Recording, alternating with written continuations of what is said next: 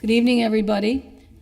I'm just calling the Finance Committee together for Monday, October 7th, 2024, 6:30 p.m. And those counselors here are Counselor Sullivan, Counselor Devine, Counselor Givner, and Counselor Ocasio.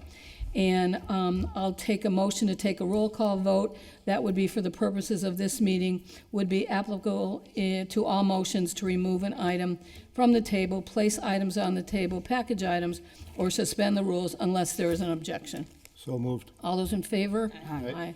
Okay, item number 1, any discussion on the minutes? No? Motion to accept the minutes? All those in favor? Aye. Okay. Item number 2, order that the city council approve a scope of work change for a contract between Wistariahurst and the CPA Committee, so remaining funds from the CPA project, which will come in under budget, can be used to include plaster work in the marble lobby, the Great Hall, the music room, and the silk room. Jay, you can either come in and sit down or use the microphone, whatever. And I do have this, it's the original award was from $95,000. The remaining balance is $49,150, and it talks about the original project, which was the in-depth engineering survey of the main house, the restoration of the chimney, and the water damage wallpaper on the second floor. And you're proposing a change, which I just read, so why don't you tell us about? I think the work is for $27,500, and any more than that? We hope not. So, yeah, basically, Wistariahurst saved a significant amount on their engineering study. Ty and Bodden was able to use a previous study to put together a lot of the information that could be time consuming and costly. So, with that balance, we're suggesting a change of scope of work, which includes the items that you had listed. Okay. So yeah, it's not an extra money or anything like that. It's sort of like a Still part remaining of it. unencumbered balance. Yeah. The estimate is, like we said, $27,500. The remaining balance is $49,000. I mean, it could perhaps go a little bit above the $27,500. I wouldn't expect it to, but And for the people at home, this is Jay Ferreira. You are now the chair of the CPA Committee? yes, I apologize. Jason Ferreira, 6 Taylor Street, Holyoke, Mass, and I'm the chair of the CPA Committee. Yes. Okay. Anybody have any questions? No? Oh, go ahead, Counselor. Thank you, Madam Chair. I'm just curious because I don't see it as part of this, the retaining wall that's having some. Yes, Some this problems? is a separate Okay. award from the retaining wall. So Okay. Yeah, this is from this is from FY23. So that was a different award. So that's it's still getting the attention, It just not is. from this. It's been funded and Okay. it's being worked on. So Wistariahurst has gotten an award, I think, Awesome. 5 years in a row. So that there is a number of ongoing projects for them, and those are two of them. But, Thank you. Yep. Anybody else? Do I hear a motion that we accept the, Motion to approve the transfer.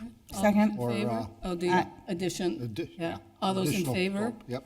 Aye. So moved, thank you. As well. Okay. Hi, Counselor Jordan. Let's see. I'm just trying to see if we hear. I don't see. Item number 3. Thank you very much. Let me just, Thank you. yeah, thank you, Jay. Motion to take up item 3. I think we're going to take up item 3 and 4 together. All Just want to see, I want to get my notes here.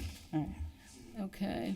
Item 3 is memorandum of agreement by and between the City of Holyoke and NAGE, the National Association of Government Employees, R1-180 Clerical Union, and number 4 is what they're looking for from contracted services, $5,000, to licensing agent, $5,000. Is Polo on? There he is. Polo. First of all, I'll make a motion that we take this up for discussion. Second. Okay, all those in favor? Aye. Polo, if you'd like to tell us a little bit about this. Polo Federico is the president of that union.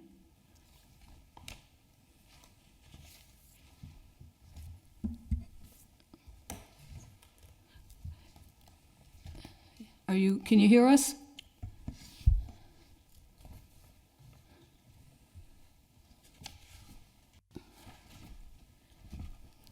Can you hear us, Polo?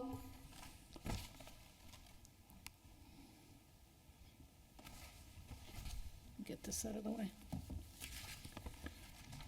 brought a mouse.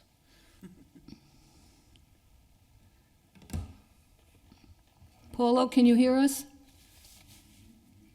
I don't think we can hear him. He keeps turning his thing on and off. Polo, can you hear us now? He can hear us. We can't hear him. Okay. His mic is off here. He keeps turning it on and off. Oh, okay, He was speaking on Zoom. okay. I'm not sure why you're not able to hear him. Okay. You wanna do? Yeah, Polo, if you can wait while Jeff figures that out, we'll continue on to item number 5. Order that there be and hereby appropriated by transfer $50,000 as follows: from paid tree climber, $50,000, to contracted forestry services, $50,000. Can I hear a motion to take it off the table? Second. All those in favor? Aye. And Carl, the director of the DPW, is here. Carl, you want to give us a little information? Yes. Thank you. Reason for this transfer is to put $50,000 from the salary line items into the forestry contractual tree services. We've been having a difficult time trying to find a tree climber, and we have a lot of work to get done out there, so we figured the best thing to do is to go out contractual services. We have been advertising on our website through Bay State Roads. I even called the Votech, Smith Votech, is it, in Northampton, to see if they have any candidates that might be, but I haven't heard back yet. So that's where we are with that. Is this a full-time position or No, this is just a contractual service. services, so you'll contract with them when something is needed? Yeah. Okay. Okay, any other questions? Just Counselor Sullivan? a comment for the record. We have gone through this every year, I think, for the Since I've been here. at 7 least. years I've been around. The two things I would suggest at some point, I don't know, maybe Counselor Jerry Dane can help me with this. The term tree climber, and this is a position in the city and ordinance, I believe, right? I think that's right, yeah. I think we should, at this stage, at this time, the term tree climber is just an antiquated term, you know, probably dating back 50 to 100 years ago. Very little, even in the big companies, there's very few times that you actually have a tree climber anymore. Most of the work's done from a bucket. Yes. And it's misleading to many members of the public, many members of this council, the term tree climber. I understand the need for having another person. To send any one person, our forestry guy, or any other one person out with a chainsaw is ridiculous. You never, ever, ever want to do something like that. So you should always have at least 2, if not 3 people out there on any of these jobs, whether they're working from a bucket or not. The whole plan was to have 2 tree climbers. Yeah. And we have a heavy motor equipment operator with them, so it was a crew of 3 Oh. at least. Yeah, and I see we budget And for that that. was I'm just 4, yeah. suggesting we change the name from tree climber so everybody understands what it There's not a- really is as a forestry assistant or some Yeah. other term. Something that And- works better, I guess, is what he's trying to say. And that if we're ever going to really fill this position, we've really got to get competitive with what is out there for the people that actually do this work. I don't want to mention, you know, we've got a half a dozen local companies that do it, and then we have the big one that does the contract work for gas and electric in the city already. But all of these people, the lowest paid people out there, are making anywhere from $60,000 to $75,000 as tree climbers. They're working from a bucket and stuff, but or we might as well just not include it in the budget at all and just put everything out to contracted services. One or the other. We've either got to up the ante or stop this charade every year, year after year Yeah, after year. no, Yeah. I agree. The whole plan was, when we did the initial budget about a year ago, not this budget, was to have 2 tree climbers and contractual services. Yep. Were the larger stuff that, any crew, our crew couldn't handle. But is to have the tree climber crew, the forestry crew, I'm gonna call, go out together and do the maintenance, basic maintenance on the Oh, trees. we're in dire need of it. Anybody driving around the city that knows, there's dead trees all over the tree, right down here on Dwight Street as you come into, I think Dwight at Maple, there's still one right there. But my point being, when we go out to contracted services, the work is being done at prevailing wage, which is twice the price of any increase we might give in the existing position right now. So regardless, we're getting less, we're paying more money to get less work done by budgeting an artificially low number and never filling it. Yes. That's the point I'm trying to get across. So, thank you. That's- Counselor Jordan? The only thing is, I would like to see a side-by-side analysis of employee versus the contracted services, because, one of the things that does trip you up, and you need to count for this, is, yeah, you're paying prevailing wage, but you're actually getting an hour of work when they're working. When you have an employee, you got to account for all the sick leave. You got to account for all the liability insurance. This is a high-risk position. These people get injured all the time. And what percentage of them end up going out on disabilities or disability retirements? How many holidays are there? How many vacation days are there? How much does the health insurance cost for all these folks? I mean, there's a lot of fringe benefits, and what does the pension cost? We pay this out. We're not paying a salary for life, if it's a pension, to somebody who's here for all these years either. And when you have a position, let's face it, you put somebody who comes at 25 or 30 years old, okay, and starts in one of these jobs, physically, I mean, you got a blessing with Tuig, right? I mean, he's been doing this heavy type work, and he stays in shape, and he's still doing it after all these years. God bless John, okay? But on the other hand, you could easily get a guy who comes in here at 30, and his body's beat to hell by 45, okay, 48 years old. And now he goes, I can't do it anymore, gets a doctor to say, disability pension, 72% for the rest of his life, have a nice day, and now we're paying twice. So it isn't, when you do all these side-by-side analysis, I sometimes wonder, it's more obvious when you have like the city engineer position. It's a desk job. It's not a high-risk job.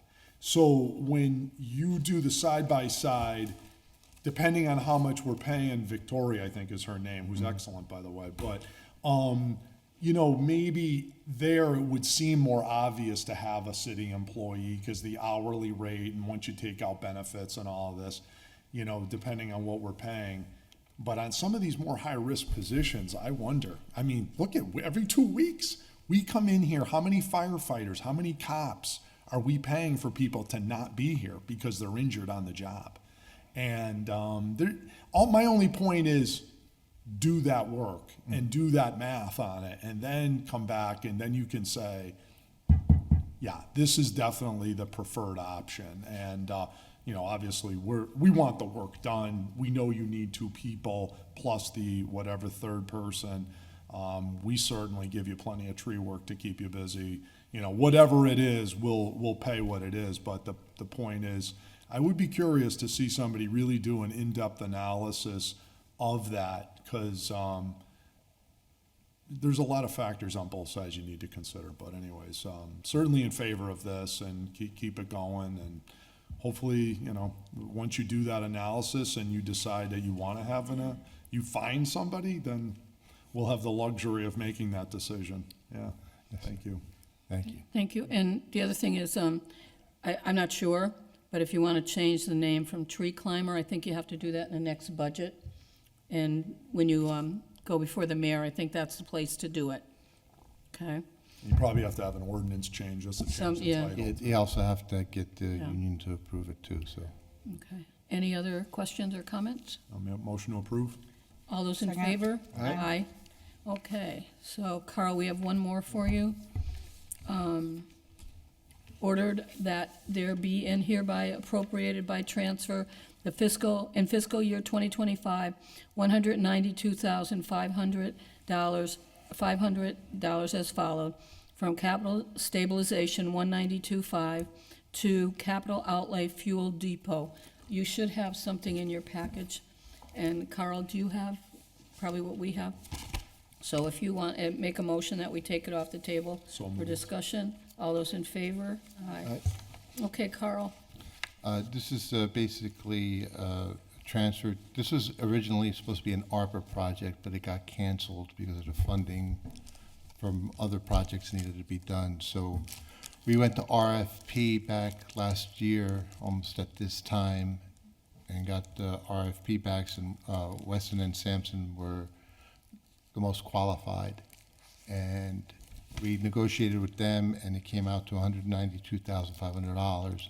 This is basically for all the design, permitting, for the central fueling station that's next to the water department offices.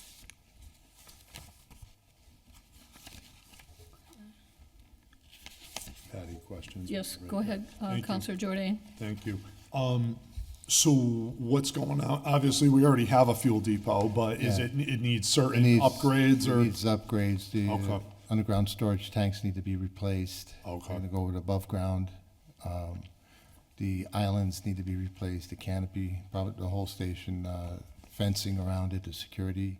It's seen its age. Yeah, it's Yeah, it's 30 been years around. old. We've had it for a good, what, 20 years? 1998? 98. 98 already, huh? How about that? Time flies. 25 years already. Oh, my goodness. I remember when we put that in. Oh, yeah, me Because we too. used to have a deal where we were buying it from gas stations, and, we would have contracts every year to buy the gas from regular commercial dealers. And one of the big deals of why we did this was to save on the excise tax, because the city doesn't have to pay the state excise tax on this. I don't know if we're exempt from the federal or not, but I know we are exempt from the state excise tax when we buy it ourselves and I think we get a little better price at a wholesale rate on the gasoline itself. Correct, because we're part of a cooperative. Yeah. What it is.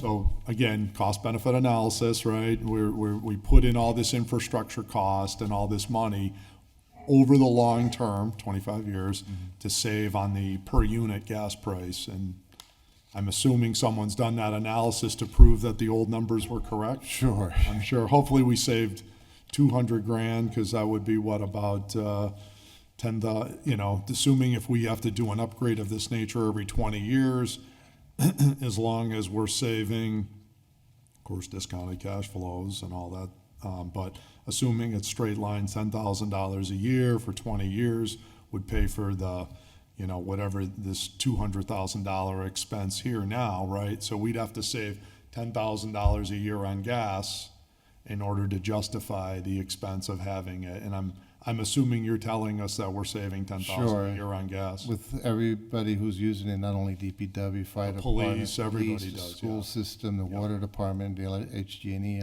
everybody's. The other nice thing is there's also a security benefit too, that was another important point about having our own gas station, that it's sort of like a mini version of the Federal Strategic Reserve, right? In the event of some sort of natural catastrophe or whatever, you have all this extra gasoline there to fuel important city vehicles, so that we have access to gas. In the event that if you were relying on Joe's Citgo station, Yeah. right, and they had a problem, or you couldn't get access to gas in the event of a natural catastrophe, you have access to our gas and diesel. Example is in the municipality I worked with during Sandy. Right.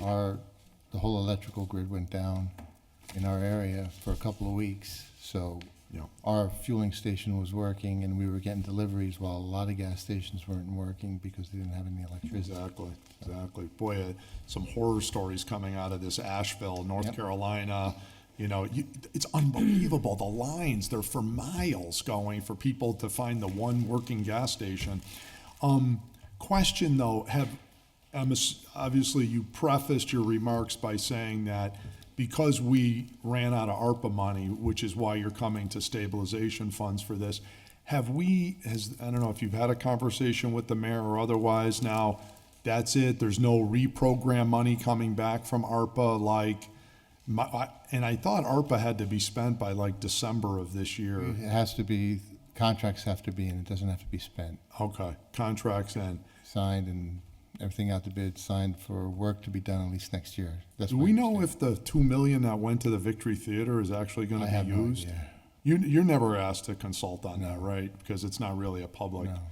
building, but we earmarked $2 million for them. I wonder if that's gonna get actually spent between now and December, but if not, we'd have that money coming back to us. But as part of what my grand plan for the fueling station is we've also put money in our department along with OPED and conservation. We worked together on for a $19.5 million federal funding, a bunch of different projects, some at the sewer plant, some at for OPED. Another thing was for the central fueling station to put for electric garbage vehicles, to charging stations there. Hydrogen fueling station as part of Bless you. it. So Thank you. we're looking at other means too, so we're not only tied to gas. Okay. All right. Thank you, Carl. Okay. Anybody else? Motion to Right. approve? Great. All those in favor? Aye.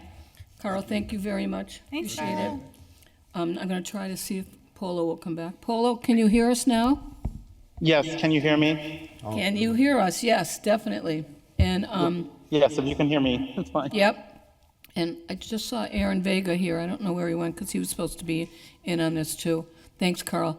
Okay, so this is contracted services for the licensing agent.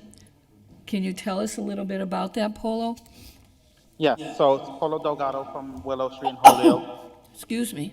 Yes, so we just reclassified a few positions this past year, and we happened to miss this one, and we wanted to make it right and make it like fair, so we did a MOA and did all the research and did the job description over and all that fun stuff. Okay. And you have somebody in that position? Correct. Right now, her name is Alex Masonette. We changed the title from head administrative clerk of the license board to Licensing agent. because she does more. She does a little bit more. She does like night meetings. She does day meetings. She's more on hands than just a regular clerical person. Okay. And Aaron Vega is here. Aaron, do you have anything you want to add to that? Sure. I thank Polo for being here and thank him and the team at NAGE for working with us on this. Missed your first comments there, but yeah, I think this is a long time coming. For too long, I think that we've thought of this position being a part-time position, and I think most of you are aware of, and I know our department's aware of many of the issues that have come up with that over the years. And so the last couple of years, we've been lucky to have Alexandra in that position, very professionalized in that position. I think with professionalizing the position, a lot of training through the ABCC. And again, as we all know, just like with boards and commissions, not all clerks are doing the same type of work. And so this is a position that is, autonomous in many ways, manages her own board, deals with all the financials of the licensing. And it really is, especially now, with the thankful updating of enforcement and making sure people actually have their stuff in place when getting their licenses, because I think there's a long history of things not being complete applications. And the amount of events that happen in the city now.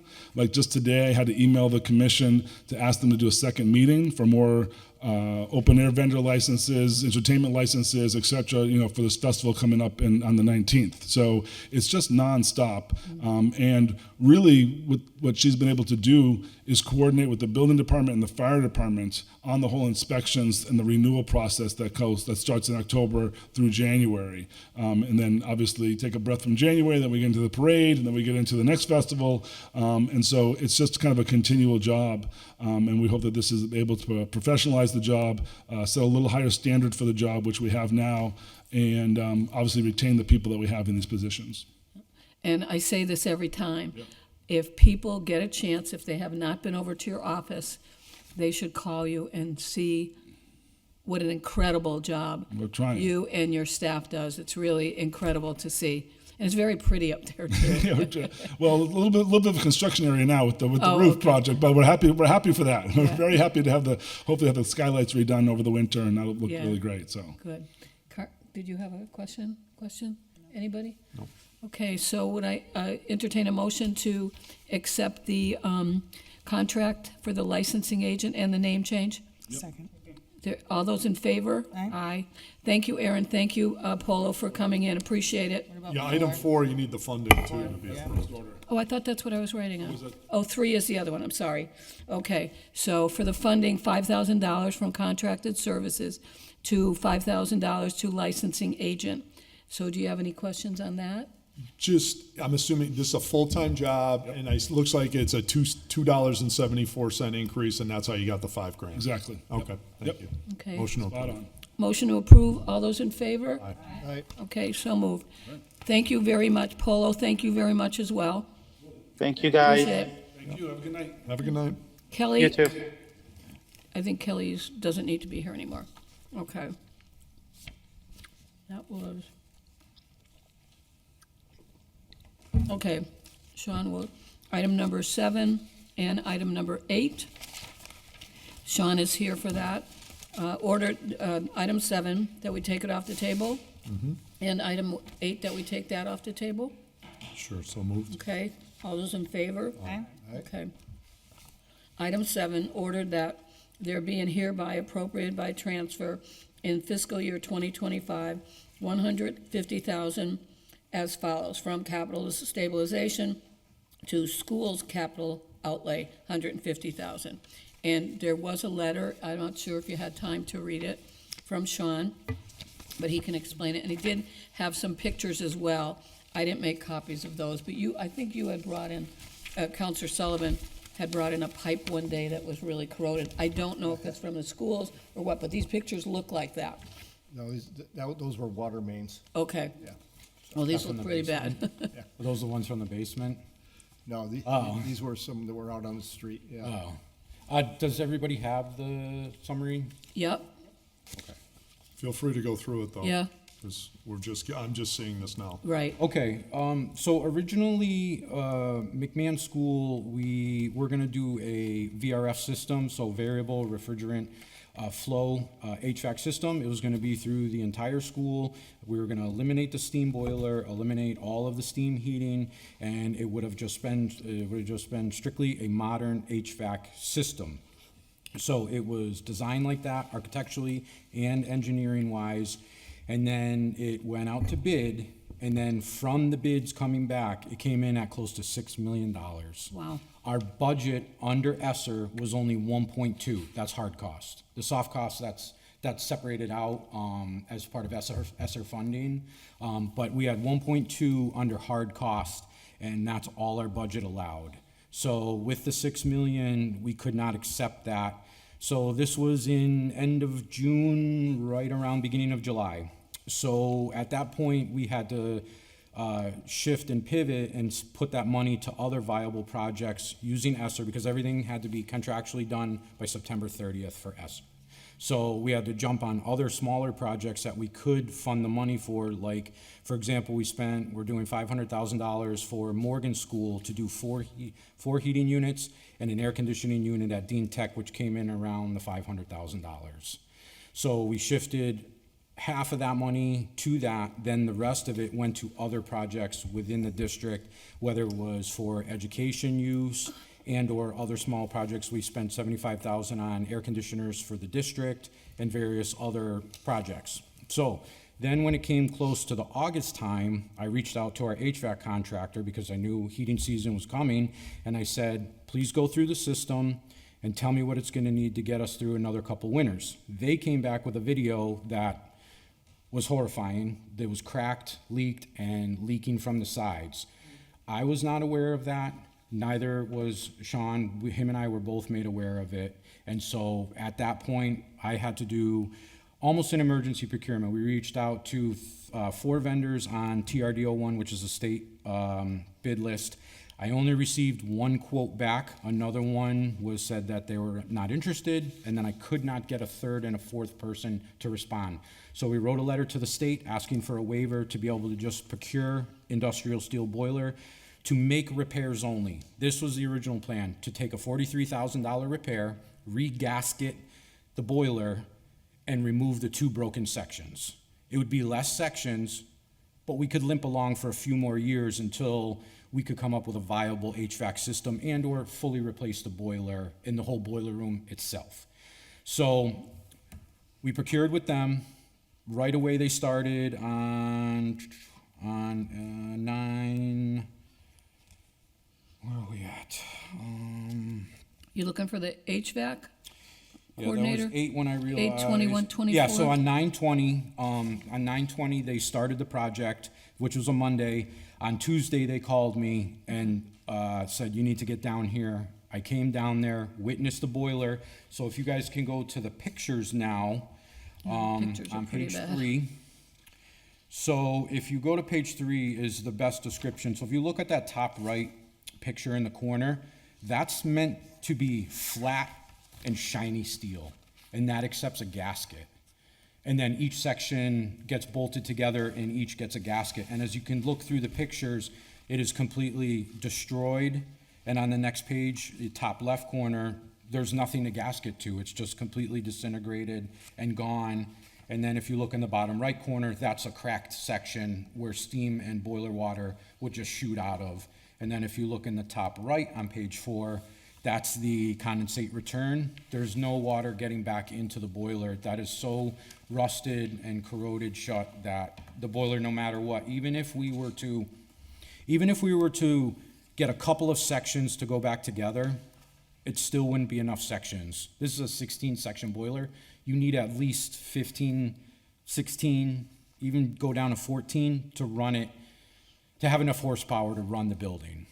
At that point, we only had maybe 3 or 4 sections, and that's only because 5-6 years ago, a few sections were replaced similar to what I was trying to do, and it was too far beyond repair.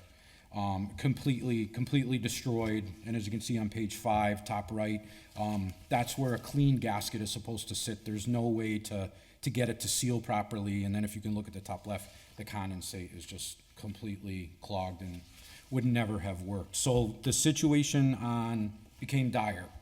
So what I did was we wrote another letter to the state and asked them for emergency procurement to be able to just hire industrial steel boiler to buy an off-the-shelf boiler and install it continue the work right on. So we just took the $43,000, scrubbed that, and just accepted the $198,000 for the boiler replacement.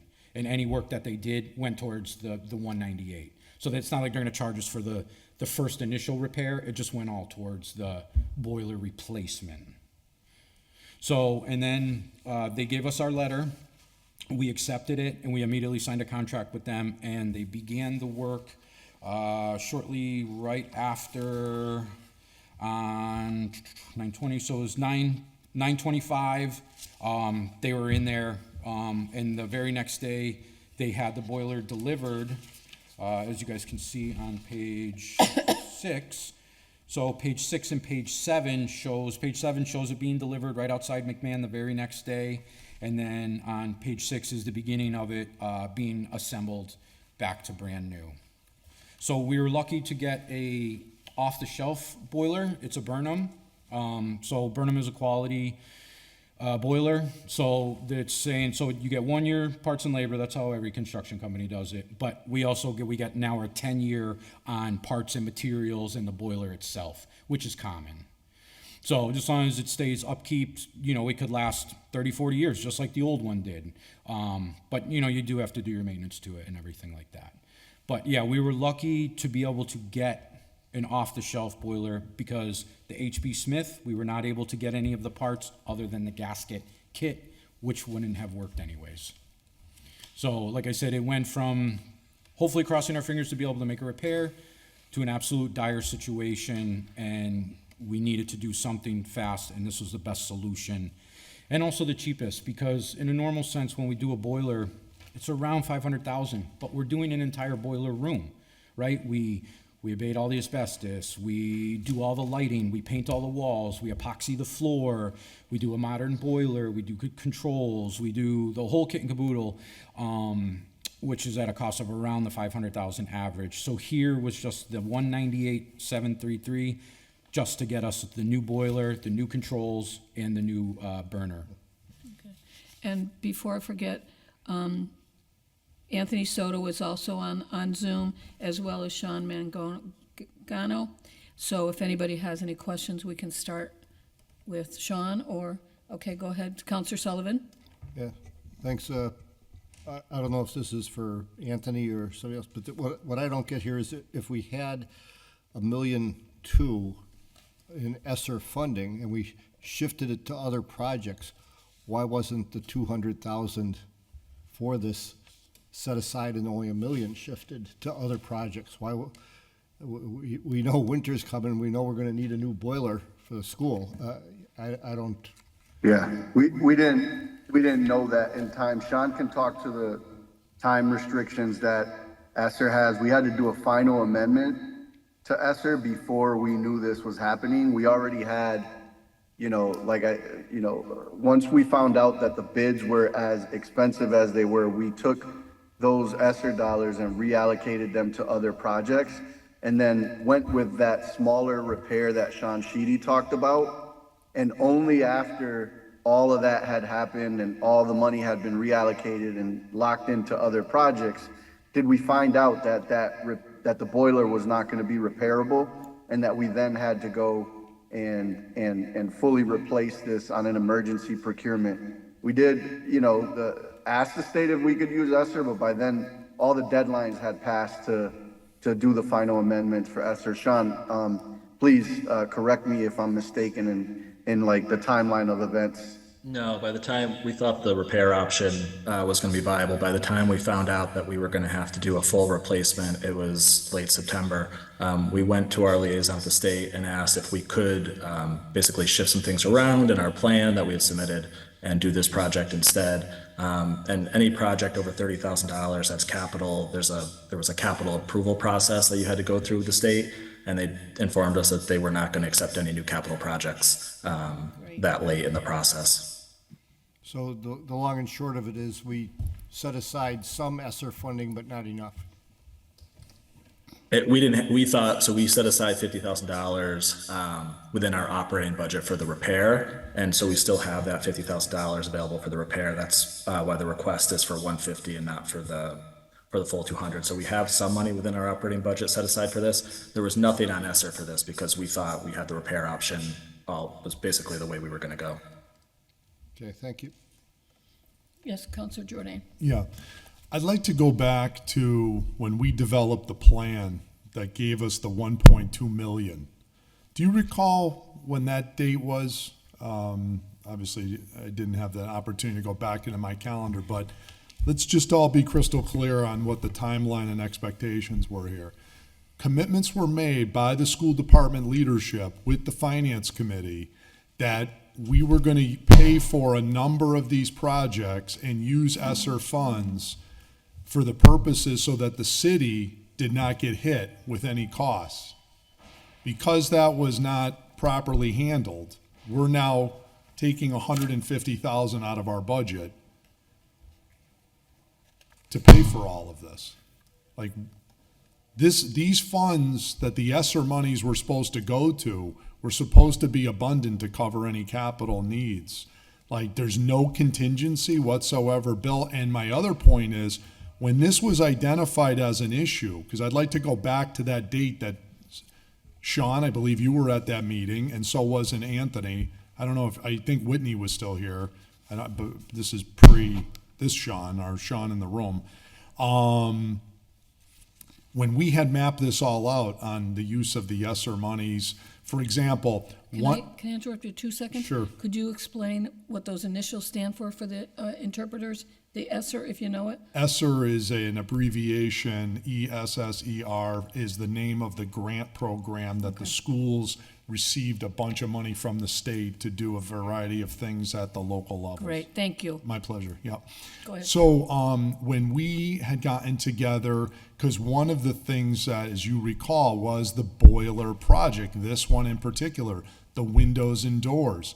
We wanted ESSER funds to use to cover the state share. Originally, there was a discussion about the city maybe having to come up with like $2 million, okay? We didn't have that kind of money. And so we got it down to where the city was only gonna pay pretty much just about nothing towards these projects, which was gonna be a real help to our budget, which, as you may or may not be aware, is exceptionally tight. Whereas, fortunately for the schools, your budget is not tight. Our budget is very tight because you've had a plenary of all these different monies coming in, and we don't, all right? In fact, we had to raise the tax levy as proposed, that we'll be voting on tax rates here in another month, of about $3 to $3.5 million in tax increase, okay? So this 150 isn't like we've got this laying around and now you all just come in here saying, oh yeah, write us a check for 150 and we'll bail you out, right? Which is kind of the way this feels, quite frankly. You have more money than we do, by the way. So my point is, when this was identified, when we had a plan, if there was going to be a derivation of the plan, you all needed to come in here and talk to us about that plan. And when it became pretty obvious, certainly by August, that, well, I think, when did you get the bid that came in at $6 million for the project to be at McMahon? That's when we should have had a red flag right there. So when did that bid come back in at $6 million? That was end of June, beginning of July. So end of June, beginning of July. So that immediately should have been, Houston, we have a problem. All right? Should have come back to the city council and said, ladies and gentlemen, Plan A is off the table because what you had earmarked $1.2 million for came back at $6 million. So that we just can't do that. And oh, by the way, we'd like to do A, B, C, and D with the money, okay, and reallocate the $1.2 million. Clearly that didn't happen.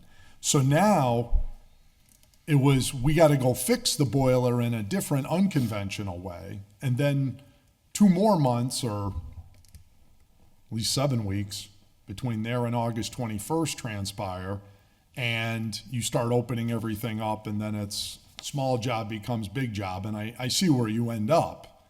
But the question is, maybe in June, you would have had the time to say, look, that's an old boiler. It's umpteen years old. You guys are real smart people. And Sean, you sure as hell know infinitely more about this than I do, and maybe Counselor Sullivan, but you know, you crack into something, little jobs become big jobs. I mean, that's like standard 101, right? I mean, any of these things could have gone the other way. And what I'm pointing out is, at what was the cutoff date to tell the state we would like to reallocate some money?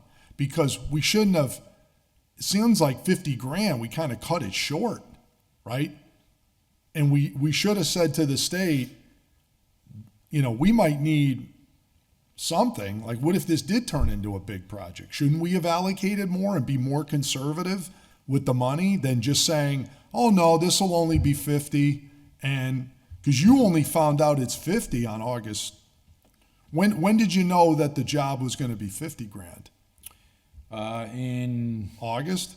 Yeah, right around the time of right around August 1st, the first week in August there, when I finally got the proposals back. All right, so Sean Mangano, when was the deadline to tell the state you wanted to reallocate capital funding? So we submitted a final amendment. I don't have the exact date, but it was in mid-September. Mid-September, so I can get, yeah. I can 2 get weeks exact- ago. Yeah, I'm sorry. Correct. It was September 9. So around the 9/10, 9/12 was the time when the proposals came back from the different boiler companies. So we missed the deadline by a week, or? A little more, because it takes more planning than that, because it's we have to do a CapEx form and then fully fill all that out. They have to accept it and then respond back. And then if it is accepted, and then we would have to go through the full procurement process and everything else. And we have to be more conservative in our allocations. You know, you're taking on a massive job like that. You start opening everything up, and now, because no one, you know, maybe it would have been Kevin or Mike or Patty or who, one of us might have said, you sure 50's enough? Should we allocate more? You know, this is why we have government. And I don't want to be a pain in the ass about it, but this type of dialogue is maybe where you guys are all just trying to get the job done, but you're not realizing that there's budgets, like, you guys made commitments to us on this way back on how we were going to handle ESSER funding for these capital improvements for doors, windows, and boilers. So when that plan changed, you need to come back to your funding source and consider the city council, who you made commitments with, and touch bases with us. Because then we're going to say, well, hey, we're going to plan B. But then you all just start, no, we're going to give the money to this, and this, and then touch bases with us. And now this whole thing blew up in your face because now you're 150 grand short. And now it's going to come out of our pot. It's not coming out of the school department pot. Now, if you have money somewhere else and you're going to do it, great, more power to you. But now you ran out of money. And that's the point that I'm trying to say, because now that we didn't allocate enough, we're from the tax city side, we've got to now come up with 150 grand, or you can't go forward and fix this boiler. And that's, I'm just saying, not that all this work, I can see how this totally happened. And it's all going to a good cause, and it's all just what needs to be spent. But my point is, some of us along the yellow brick road would have said, time out, guys. Do we have enough contingency? You know, and in this, did we get this all in on time? You know, and those type of tougher questions. But it is what it is now, I guess. But I'll say to Mr. Soto, because he's the boss, remember this 150,000 when you come in with your next request. You owe us a credit of 150 grand somewhere. If you can find money somewhere else on some capital project down the road, you're going to have to shuffle the shells around to come up with 150 somewhere else on something, because that was why we were very specific on how we managed all this ESSER stuff, because we needed that money to help us out on our budget side. It's real tight. Okay. So. Yeah, thank you, Councilor Jordan. And I'd like to respond if I may. Please. Yeah, I don't want to get these ESSER projects mixed in with the conversations that we had on the accelerated repair projects. You are, in fact, very much correct that, we did come to you sometime last year to talk about doing windows, doors, and boilers as part of the accelerated repair project. And the agreement that we had with the city council at the time was that we would kind of split the baby a little bit. So we would come up, we estimated it was going to be $4 million, our share, and to do windows at Donahue, McMahon, and Lawrence, which came out beautiful, by the way, and then to replace the boiler at Dean. We estimated initially, before, moving into the actual design phase where you get experts to give their estimates and you go out to bid, we estimated that the city's share was going to be $4 million. And we agreed that, thanks to you pushed and said, Anthony, can ESSER cover this? And I went back to the state and I said, is it possible for us to count these projects, these accelerated repair projects on ESSER? And came up with a plan where we were going to cover $2 million and the city was going to cover $2 million. And in that process, the project actually ended up coming in way cheaper. So we covered our $2 million, and then the city share was reduced pretty significantly, where we covered the majority of the cost. Separately, we had made some commitments, on our ESSER, like to improve some HVACs. We got a Sullivan Pavilion going up. We've done some concrete work. We've done a lot of capital improvements with the ESSER dollars. And, initially back when Whitney was here, he had estimated that, yes, we have these window projects and this boiler project at Dean, but we could really make some good investments in some of our other schools without having to go to the city. And as Sean alluded to, without having to request additional funding from the city should a better phrase. So he had done his estimations and we set aside that much money and went out to bid, like Sean said. And instead of it being $1.2 million, that's when it was like, the bids just came back like way too expensive. It was not our intention that in any way like that we would be asking the city for money. And this really was like, it was a good estimate. If we were gonna go with that repair of $50,000, that would have allowed us to at least get through the next couple of years, to then maybe apply for an accelerated repair project where the state picks up 80% of the boiler of McMahon.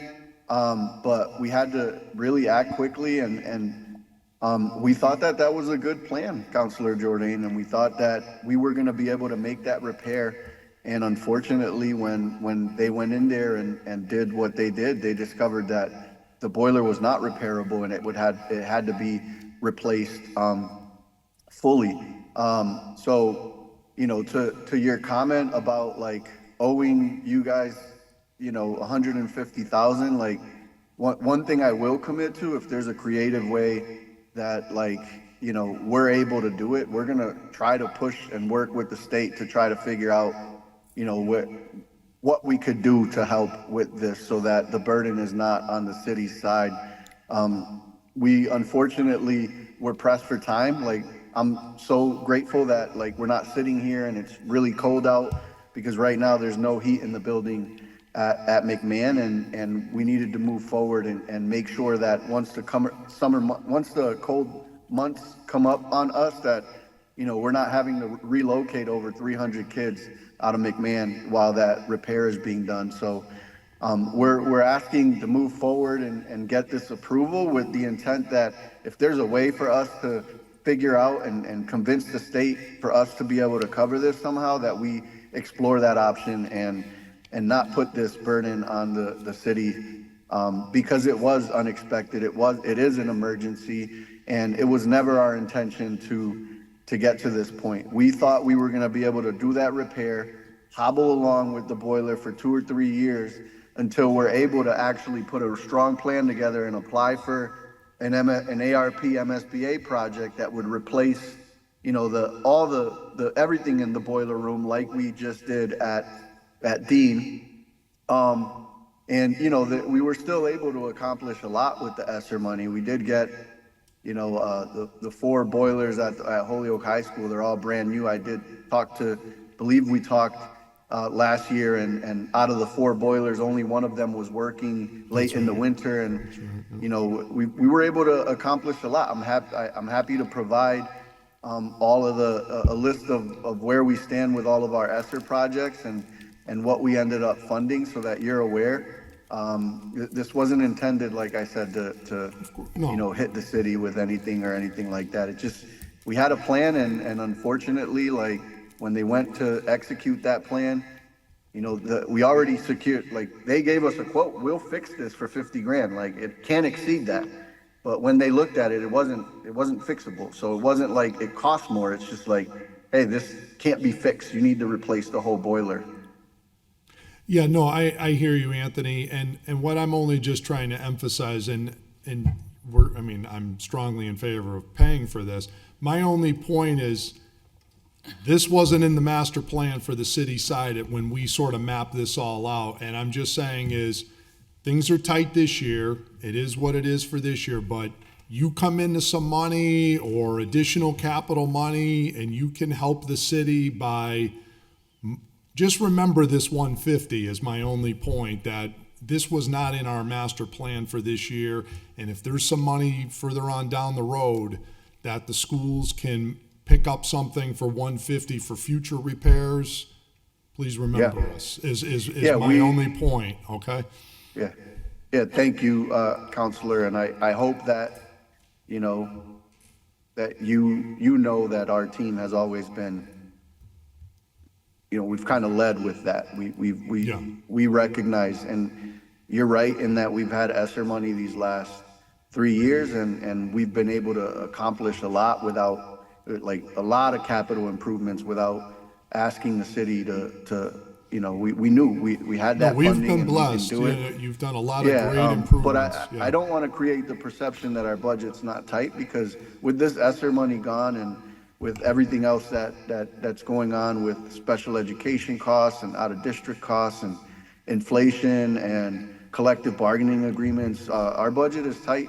We're funded at the very minimum net school spending. And yes, we've had ESSER money, and I think that we were very fiscally responsible in the way that money was allocated. We weren't looking to just purchase positions that we're then going to have to get rid of. We made significant capital improvements. We really invested in things that we thought we could sustain. But without ESSER, our budget is going to be just as tight as the city is moving forward.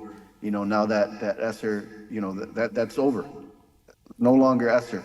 Just like ARPA is going to be over. I don't know when the ARPA deadline is, but those ARPA and ESSER, funding that we had to really do some things that were really good for the city and support, those times have come to an end. I have a question, if I could, or comment. We were taking up item 7 and item 8. Have we covered both of those? Is one of those a duplicate, by the way? No, because it goes from city capital stabilization 150 to schools capital outlay, and the other is city general stabilization to schools capital outlay, 300,000 altogether. Why is it 300? Because 150 on one and 150 on the other. But I thought the bill Can I- was, can I thought speak the to that bill real was quick? 200. Yeah, Sean, Yeah, this is what's on the thing. Go ahead. I don't know if the mayor's in the room, but No. I think the mayor wanted to give the council a choice. It's one or the other. It's not both. Okay, so Okay. one of these, we can give it leave to withdraw? Yeah, whatever one you elect to Which one vote would on, you- the other I would one could prefer withdraw. capital. Which is item Number 7? 7, I would vote for 7, yeah. Okay, so I'd like to hear a motion to, you wanted to, I'm sorry, go ahead, Counselor Sullivan. Just I want to point out to everyone that if the numbers from the auditor that are being provided us are correct, we're only 3 months into fiscal year '25. We started with a balance of just shy of $1,980,000. We approved this, we're going to be down to $327,000 for the next 9 months in capital stabilization. 3 months into the fiscal year, 2/3 of the money gone. All right, so, So watch our pennies. and that's Yep. if these numbers are correct. I see one thing we'll question at some other time, but, here we go. So you want to give item 7 leave to withdraw? No. No, item 8. 8 leave to withdraw, 7 pass. Okay, so we'll take up item 7 first, and I'll hear a motion that we accept the 150,000 Yep. transfer. Yep, motion to adopt item 7. All those in favor? Aye. And then on item 8, I'd like to hear a motion that we give that leave to withdraw. So moved. Okay. I don't know if we can do leave to withdraw. I think we have to deny it. Oh, okay. Yeah, Okay, so I'd like to hear a motion that we deny item 8. so moved. All right, all those in favor? Aye. Aye, okay, great. Okay, thank you. Thank you so Anthony much. We appreciate the and- partnership.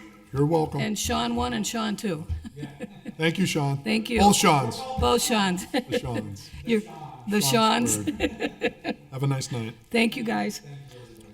Okay, now next, item number 9 is filed by me, ordered that in accordance with Mass General Laws, Chapter 44, Section 53A, the City Council hereby accepts the provisions of the Community Compact Grant Speed Management Plan, $50,000 no match grant, and authorizes the establishment of a fund or other method appropriate for the accounting of the receipts and expenditures of all resources associated with the administration of the grant.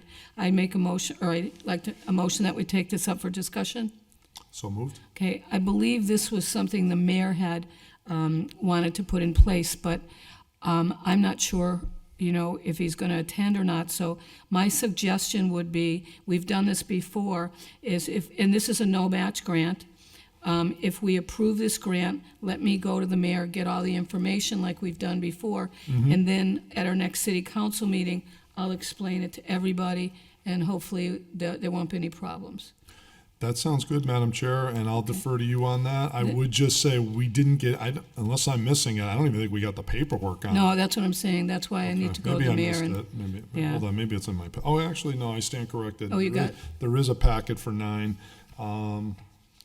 But yeah, I'll vote to approve this, and then we can research it between now and the full council meeting. Okay, is that a motion? So moved. Is there a second? Second. And all those in favor? Aye. So moved, thank you. Item 10 is, there is a letter here from Tanya, the auditor, and it appears that, first of all, I'll take the order up. 9/18/24, vacant Jourdain order that Holyoke accept the local option excise tax on retail marijuana for adult use of 3% as allowed by state law. Unless I'm missing something, it appears that we've been doing that since May 15th of 2018, and you should have something in your packet. And it was the committee of Vacant, Bartley, Lisi, Anderson, Burgos, and here's a blast from the past, Nelson Roman. They agreed it, and then the city council, 11 nays, no absence, or 2 absent. So if you want to just call it complied with, or do you? Okay, so it sounds like, yeah, this would have occurred when I wasn't on the council, so Yeah. it looks like the city council already adopted it, so, Yep. yeah, we'll consider it complied with then. Okay. It's all set. Do I hear a second? Second. Okay, all those in favor? Aye. Okay, and just one more item. On it, item 11, I think Kevin and I talked about this before. We're going to bring this up on October 22nd, if that 22nd. works for you. That's fine. Okay, and the rest of the other 2 items will stay tabled. Okay. Okay, anybody else have anything they want to add? No? Okay, well, I'd like to thank Jeffrey, I'd like to thank the interpreters, Holyoke Media, Counselor Bissonette, and all of you committee. All right. So, Have a motion to adjourn. All those in favor? Aye. So moved. Have a good night. Okay, and I will, as soon as I get more information on this, I'll get it to you guys before our next meeting Thank you. of the city council. Okay, thank you.